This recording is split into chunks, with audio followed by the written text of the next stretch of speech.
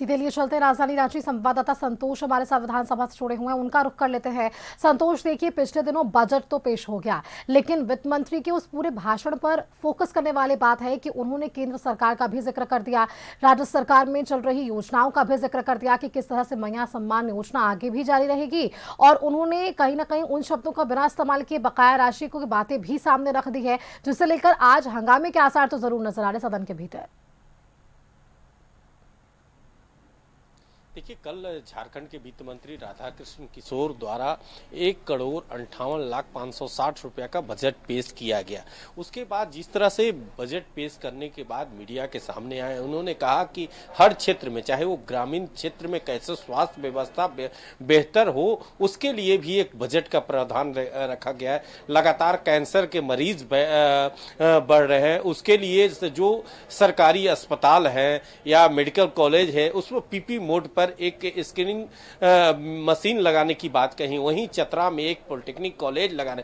वही world economic forum में जब हेमंत सोरेन 6 दिवसीय यात्रा पर गए थे, तो वहां विदेशी निवेश को भी उसमें जिक्र किया है। लगभग कई करोड़ का निवेश का प्रस्ताव जिस तरह से हेमंत सोरेन के द्वारा दिया गया, तो उसमें दूसरी सबसे बड़ा जो मास्टर स्ट्रोक झारखंड के लिए चुनाव में रहा, मैया सम्मान योजना, उसको अभी भी जारी रहेगा। और महिलाओं को आत्मनिर्भर बनाने के लिए जिस तरह से स्वास्थ्य से लेकर हर क्षेत्र में, चाहे कृषि के क्षेत्र में, चाहे वो शिक्षा के क्षेत्र में, हर वर्ग को ख्याल रखा गया है। आप जिस तरह से बजट भाषण में जो झारखंड के वित्त मंत्री राधाकृष्ण किशोर और उसके बाद बजट करने के बाद मीडिया से बात करते हुए उन्होंने कहा कि केंद्र सरकार के पास करोड़ों रुपए बकाया है, लेकिन अभी तक कई बार उसको भी इस जो बजट के बाद जब मीडिया से सामने हुए, तो उसके बाद उन्होंने कहा कि कई करोड़।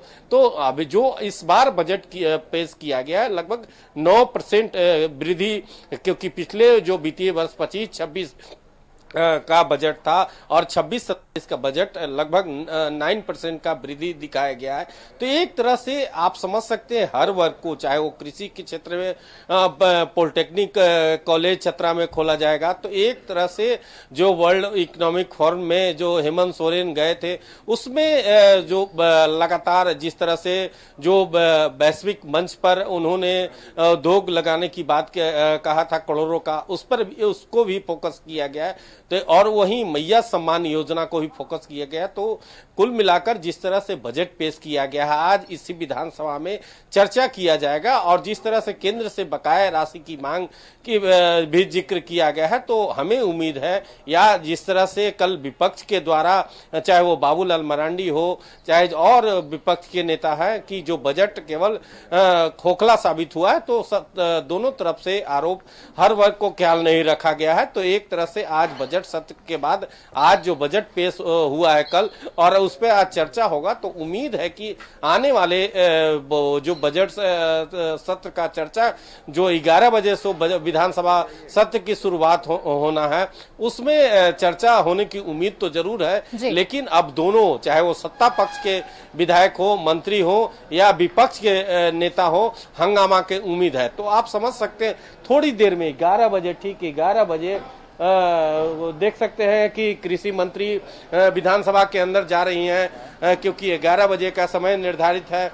और जिस तरह से लगातार कल जिस तरह से बता रही थी कृषि मंत्री कि इस बजट में कृषि के लिए, किसानों के लिए विशेष व्यवस्था इस बजट में किया गया है। तो कुल मिलाकर अब हमें थोड़ा देर इंतजार करना होगा, जब भी विधानसभा का बजट सत्र पर चर्चा होगा। अब दोनों चाहे वो सत्ता पक्ष के विधायक है, चाहे विपक्ष के विधायक है, कहीं आमने सामने कई मुद्दे को लेकर आमने सामने देखने को मिल सकता है। बहुत शुक्रिया संतोष आपका हमारे साथ जुड़ने के लिए, क्योंकि देखिए अब तक जो चर्चाएं हुई हैं वो जरूर सामने आई है, लेकिन अब बजट पेश होने के बाद क्या चर्चा है वो हम देखेंगे।